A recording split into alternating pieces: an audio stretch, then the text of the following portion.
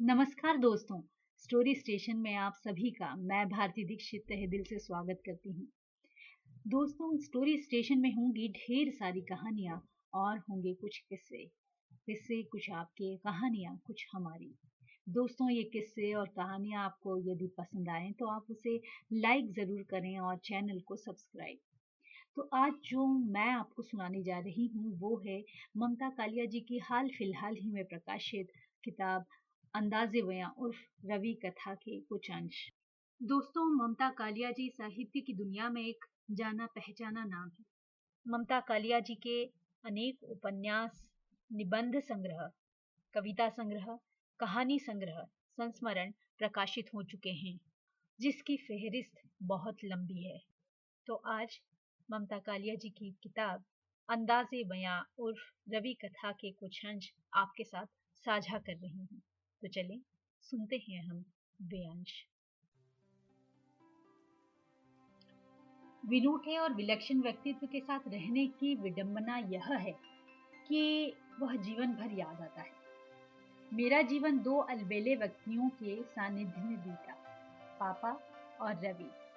एक कर्तव्य व अनुशासन की पाठशाला तो दूसरा मौलिकता और मस्ती की। मैं रवि के रंग में रचती कि अचानक अनुशासन का अतीत मेरी डोर खींचता। इसे रोको, यह तुम्हें भी ले डूबेगा। रवि 10 बजे तक प्रेस में काम करते, 11 बजे तक पीते और 12 बजे तक खाना खाते। मुझे सुबह 6 बजे उठकर दोनों बच्चों को जगाकर तैयार करना होता, उनका टिफिन बनाना होता और खुद कॉलेज जाना होता। मैं रवि को टोकती और टाइम टेबल पटरी पर लाने का प्रयत्न करती।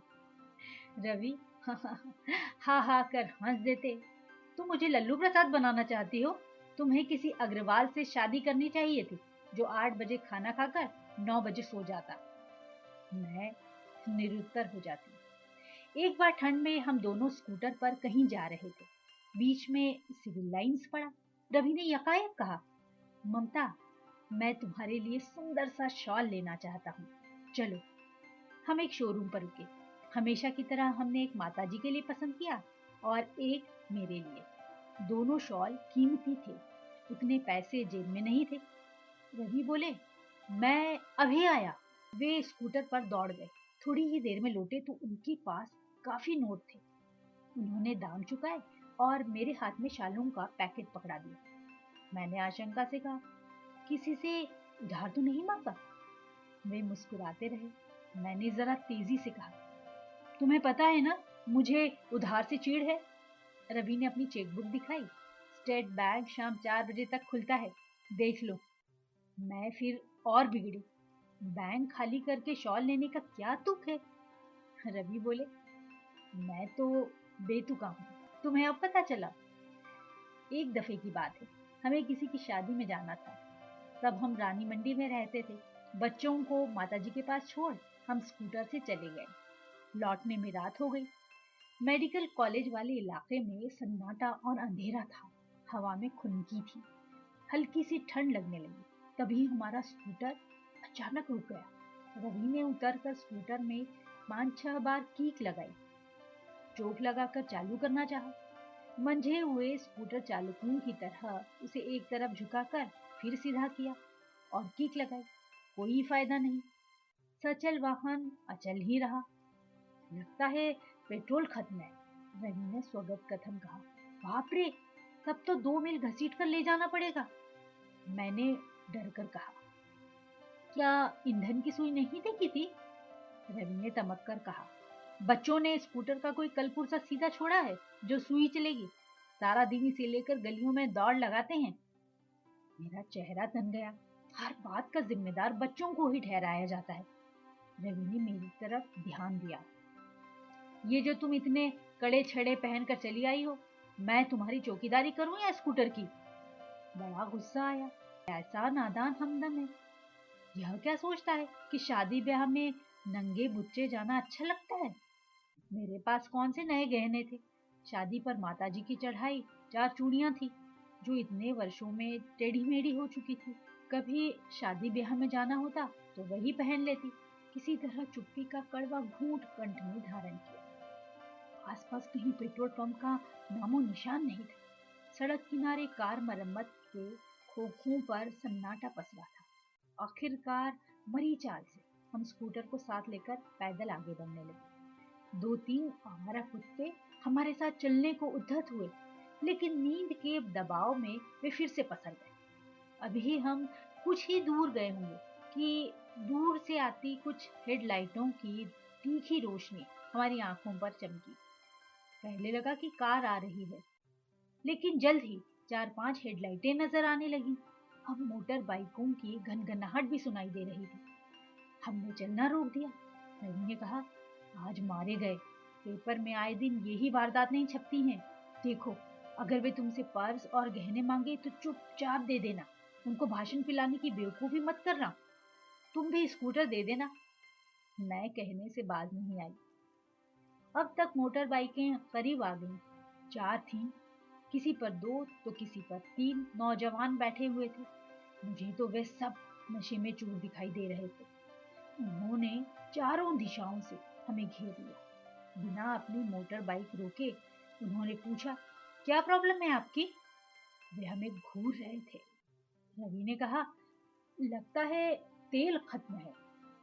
अब उन्होंने मोटर बाइकों का इंजन बंद किया। 2 युवक उतरकर फुटपाथ और कार मरम्मत के खोखों के आसपास कुछ टटोलने लगे। उनके हाथ टूटे मुंह की एक शीशी लगी। युवकों में सबसे लंबे युवक ने अपनी मोटर बाइक का ईंधन पाइप शीशी में लगाकर पेट्रोल निकालकर भरा और हमारे स्कूटर में उंडेल दिया। एक शीशी पेट्रोल और डालकर उसने कहा, अब आप बिजली घर तक आराम से पहुंच जाएंगे, वहां पेट्रोल पंप खुला हुआ है। हम दोनों के आभार प्रदर्शन पर उन्होंने कोई ध्यान नहीं दिया। वे बोले, चलिए हम आपके साथ चलते हैं। आपको कहाँ जाना है? चौक, हमने बताया। हमारे साथ चलते हुए वे नवयुवक कह रहे थे, भाई साहब, याद रखिए, रात 10 बजे के बाद बाहर रहना खतरे से खाली नहीं है। फैमिली को लेकर तो कतई नहीं निकलना चाहिए। रवि ने कहा, आप कहाँ जा रहे थे? हम तो बस पापा माऊ बेवकूफ पान वाले तक जा रहे थे पान खाने। अब यहीं खा लेंगे, निरंजन टॉकीज के पास। उन्होंने बड़े आत्मविश्वास से जवाब दिया। निरंजन टॉकीज का पुल आने पर उन्होंने हमसे विदा ली। हम सुरक्षित इलाके में आ गए थे। यहाँ उतना सन्नाटा नहीं था। इक्का दुक्का चाय और पान की दुकानें खुली हुई थीं। रवि बोले, देखो, हमने इन्हें कितना गलत समझा। मैंने सोचा था कि ये हमें लूटेंगे। बाद में वे लड़के हमारे अच्छे मित्र बन गए। रवि कभी कलम घिस्सू लेखक नहीं रहे, जिनका लेखन परिवार के ऊपर बोझ बने। अक्सर तो हमें पता ही नहीं चलता कि रवि किसी रचना में लगे हुए हैं। रानी मंडी के नए कमरे में वे शाम के 3 घंटे बिताते, कभी अकेले, कभी किसी दोस्त या कई दोस्तों के साथ। खाना हर रात देर से खाते। इन्हीं शामों में उन्होंने खुदा सही सलामत है जैसा बृहद उपन्यास लिख डाला। हाँ, वे अमरकांत जी से अपने लेखन की दुविधाएं बांटते थे। अमरकांत जी की सलाह पर उन्हें अटूट विश्वास था। कभी कभी कई दिनों तक एक भी पृष्ठ नहीं लिखते। उन दिनों वे खूब पढ़ते और बागवानी करते। यह शौक शुरू तो हुआ था महज एक पौधे से। वे बाजार से एक बड़े गमले में छोटा सा पौधा लाए थे, बोगनविलिया का, जिसे माली बेगम बेलिया कहते हैं। उसके बाद बैठक में रवि ने 2 पौधे रबर के लगाए। अब तो उन्हें धुन लग गई। रोज बाजार जाकर 3-4 पौधे उठा लाए। घर में बहुत बड़ी छत थी। रवि ने उस पर 180 पौधे लगाए। प्रेस में स्याही के ड्रम खाली होते रहते, बड़ी प्रजाति के पौधे उनमें लग जाते। हमारे यहाँ अनार, अमरूद, नींबू, छोटी नारंगी, हरसिंगार, रजनीगंधा, गेंदा, गुलाब, जूही, चंपा, चमेली सब थी। सुबह शाम मोटर चलाकर पौधों में पानी दिया जाता। अगर कभी रवि को शहर से बाहर जाना पड़ जाता, वे मुझे कई बार हिदायत देते, पौधों में पानी जरूर दे देना। एक बार अमेठी से रात 12 बजे लौटे। उन्होंने सबसे पहले टॉर्च जलाकर अपने पौधे देखे, कि कहीं सूखे तो नहीं पड़े हैं। मैंने कहा, रवि, मुझे तो पता ही नहीं था कि तुम्हें पेड़ पौधों से इतना लगाव है। रवि ने मेरी तरफ देखा, रुककर लंबी सांस ली और जवाब दिया, मनुष्य से निराश होकर ही कोई प्रकृति की शरण में जाता है। संयुक्त राज्य अमेरिका के न्यूयॉर्क में विश्व हिंदी सम्मेलन का आयोजन था। प्रतिनिधि मंडल में हम दोनों आमंत्रित थे। अमेरिका जाने के लिए सुरक्षा जांच नियम बहुत सख्त थे। इसके पहले वीजा लेने के लिए भी लंबी कतार का सामना किया। सुरक्षा जांच की समस्त जामा तलाशी के बाद भी सुरक्षा अधिकारी ने पूछ लिया, आपके पास किसी भी प्रकार की धारदार या नुकीली चीज तो नहीं है? रवि ने अधिकारी से कहा, मुंह में दांत हैं, कहिए तो निकाल कर रख दूं। सुरक्षा अधिकारी में कोई विनोद प्रियता नहीं थी। वह चकराया सा रवि की तरफ देखता रहा। बिना बोले या हंसे हम अंदर के परिसर में प्रवेश कर गए। मैंने रवि से कहा, तुम्हारे जवाब से उस आदमी ने यही सोचा होगा कि तुमने नकली दांत ला रखे हैं। रवि झल्ला उठे, क्या उसे नहीं सोचना चाहिए था कि मैंने क्या सोचा? बहस आगे न बढ़े यह सोचकर मैं कई बार चुप लगा जाती। रवि तर्क करते, कुतर्क भी करते। जैसे जैसे दिन तमाम होता, रवि अक्खड़ होते जाते।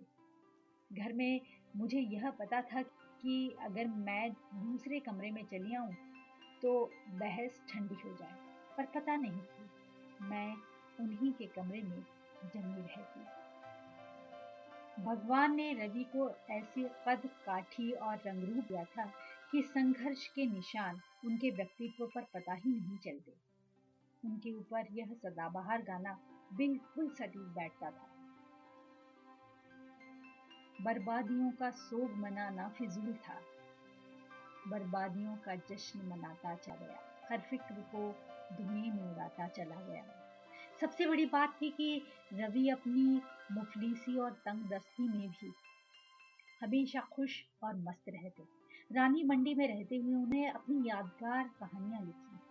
खुदा सही सलामत है जैसा महत्वपूर्ण उपन्यास लिखा और मुझे लगातार लिखने के लिए प्रेरित किया।